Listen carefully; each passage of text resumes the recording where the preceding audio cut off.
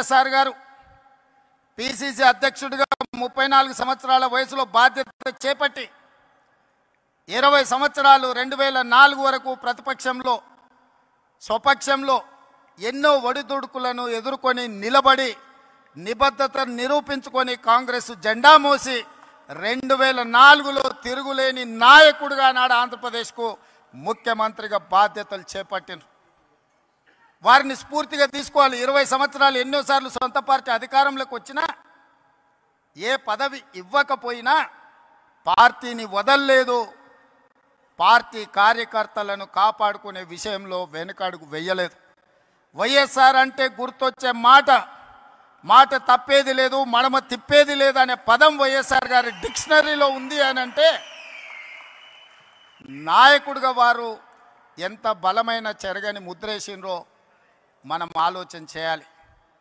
2004లో వైఎస్ఆర్ గారు ముఖ్యమంత్రిగా పదవోన్నతి వస్తే 2004లో నేను రాజకీయ అరంగేట్రం చేసిన.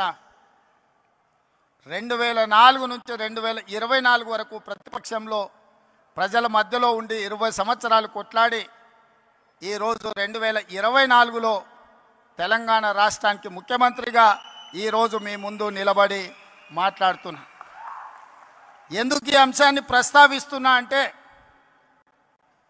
వైఎస్ షర్మిల 2009లో రాజశేఖర రెడ్డి గారు చనిపోయిన తర్వాత వారి మరణాన్ని భరించలేక వారి మరణంతో గుండె పగిలి వందలాది మంది చచ్చిపోతే ఓదార్పు యాత్ర మొదలుపెట్టి షర్మిల గారు ఈరోజు ఆంధ్రప్రదేశ్లో కానీ తెలంగాణలో కానీ కాంగ్రెస్ పార్టీ కార్యకర్తలను వైఎస్ఆర్ అభిమానుల మధ్య అలుపెరగని పోరాటం చేస్తున్నారు.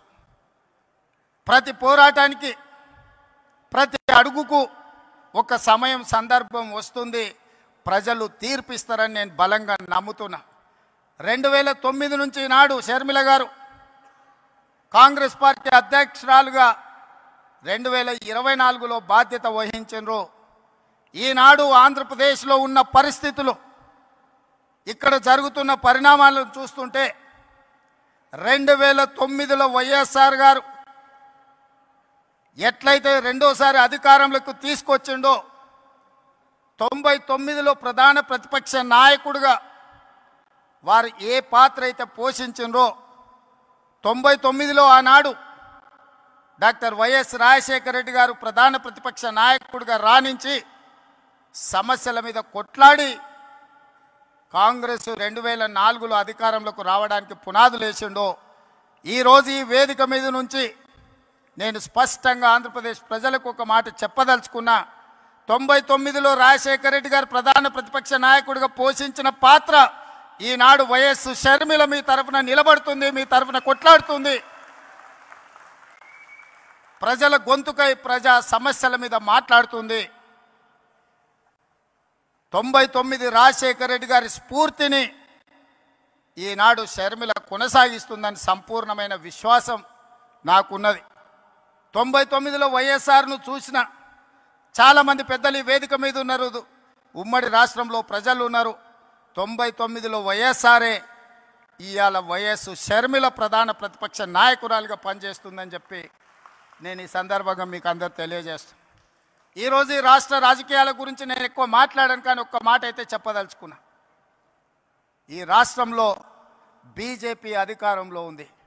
బీజేపీ అంటే బాబు, జగన్, పవన్. ఈ రాష్ట్రంలో ప్రతిపక్షం లేదు.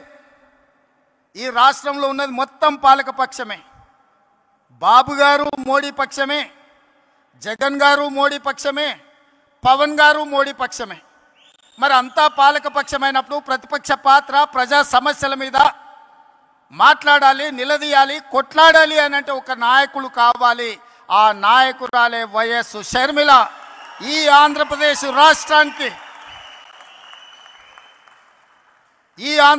రాష్ట్రానికి ప్రజల పక్షాన, బడుగు బలైన దళిత గిరిజన మైనారిటీ మహిళల పక్షాన నిలబడి కొట్లాడేది, నిలబడి మాట్లాడేది, ఢిల్లీతో నిలబడి కలబడేది వైఎస్ షర్మిల గారి నాయకత్వంలో మీరు పనిచేయండి. తప్పకుండా 2029లో రాజశేఖర రెడ్డి గారు ఏ విధంగా అయితే 84లో ప్రస్తావన మొదలుపెట్టి 2004లో 20 సంవత్సరాలు కొట్లాడి ఆనాడు ఉమ్మడి ఆంధ్రప్రదేశ్కు ముఖ్యమంత్రి అయిండు. 2009లో ఈ ప్రస్థానం మొదలుపెట్టి 2029లో ఆంధ్రప్రదేశ్ రాష్ట్రానికి వైఎస్ షర్మిల ముఖ్యమంత్రి అవుతుంది.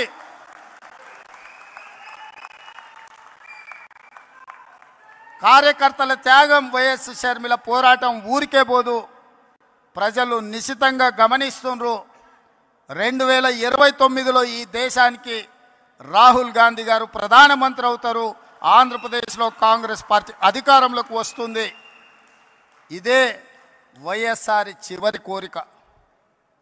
ఈరోజు చాలామంది ఆయన పేరు మీద అన్ని రకాల లబ్ధి పొందినారు. కుటుంబ సభ్యులుగా వారసత్వం రాదు. ఆశయాలను మోసినప్పుడే వారసత్వం వస్తుంది. ఆశయాలను మోసే వాళ్ళనే వారసులుగా ఈరోజు మనం గుర్తించాలి, గౌరవించాలి. వైఎస్ఆర్ ఆశయం ఈ దేశంలో కాంగ్రెస్ బలంగా ఉండాలి, బడుగు బలైన దళిత గిరిజన మైనారిటీ మహిళల్ని ఆదుకోవాలి, హక్కున చేర్చుకోవాలి అనే ఆలోచనతో రాహుల్ గాంధీ గారు ప్రధానమంత్రి కావాలన్నదే వైఎస్ఆర్ గారి ఆలోచన. మరి ఈరోజు ఆంధ్రప్రదేశ్ ప్రజలు నేను అడుగుతున్నా, వైఎస్ఆర్ అభిమానులను నేను అడుగుతున్నా, వైఎస్ఆర్ పేరు మీద రాజకీయ వ్యాపారం చేసేవాళ్ళు ఆయన వారసులా, లేకపోతే నిజంగా వైఎస్ఆర్ గారి ఆశయం కోసం కష్టపడుతూ, ప్రతి ఒక్కరికి తెలుసు, బడికెళ్ళే పిల్లగానికి కూడా తెలుసు ఆంధ్రప్రదేశ్లో కాంగ్రెస్ అంటే గెలుచుడు కష్టం సార్, సర్పంచ్ అయినా అని. సర్పంచ్ గెలవడానికి కష్టమైనా పర్వాలేదు, నేను కష్టపడతా అని ముళ్ళపాట ఎన్నుకున్నది వైఎస్ షర్మిల కాంగ్రెస్ పార్టీ జెండా మోస్తుంది అని అంటే కేవలం వైఎస్ఆర్ ఆశయాన్ని కొనసాగించడం కోసమే ఈరోజు వైఎస్ షర్మిల బాధ్యత తీసుకున్నారు. తెలంగాణ రాష్ట్ర ముఖ్యమంత్రిగా, తెలంగాణ కాంగ్రెస్ పార్టీ అధ్యక్షుడిగా గాంధీ కుటుంబానికి వారిచ్చే ఆదేశాలను పాటించేవాడిగా 100% మీకు అందరికి అండగా నిలబడతాం. షర్మిల గారికి తోడుగా నిలబడతాం. ఆంధ్రప్రదేశ్లో కాంగ్రెస్ను గెలిపించడానికి, కాంగ్రెస్ పార్టీ కార్యకర్తలను కాపాడుకోవడానికి, ఎలాంటి కార్యాచరణ తీసుకోవడానికైనా మేము సిద్ధంగా ఉన్నాం. నా మంత్రివర్గం అందరూ ఈరోజు ఇక్కడికి వచ్చిండ్రు అని అంటే మేమందరం అండగా నిలబడతామని చెప్పడానికే మంత్రివర్గాన్ని మొత్తం తీసుకొని వచ్చిన ఇక్కడికి. నేను ఒక్కడనే వచ్చుండొచ్చు, లేదా రాహుల్ గాంధీ గారు పంపించినట్టు సందేశాన్ని కూడా పంపించుండొచ్చు. అలా కాకుండా మేమందరం, మా సహచర మంత్రివర్గ సభ్యులందరం కూడా వచ్చి వేదిక మీద కూర్చున్నాము అని అంటే మేమున్నాం మీకు అండగా నిలబడడానికి, మేముంటాం మీకు తోడుగా నిలబడడానికి.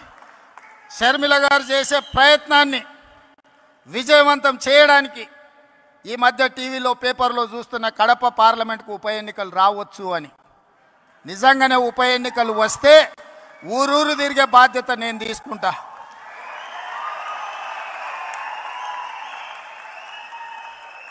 కడప పౌరుషాన్ని ఢిల్లీకు చాటే సందర్భం వస్తే